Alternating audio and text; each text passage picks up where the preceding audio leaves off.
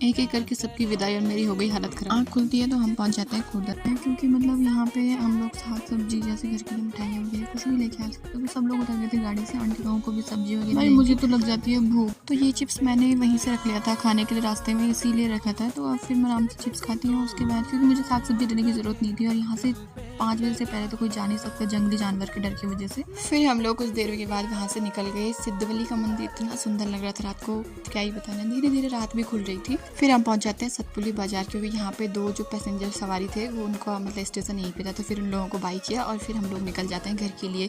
धीरे धीरे आगे बढ़ते ही हम पहुँच जाते हैं चौबटा बाजार कुछ देर के बाद, सब सवारियों को ड्रॉप करने के बाद। पर मेरी हो गई थी हालत ख़राब वॉमिटिंग से।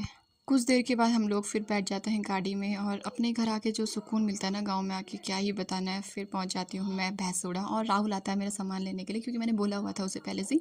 और उसके बाद हम पहुंच जाते हैं घर। आज के लिए इतना ही, बाय बाय।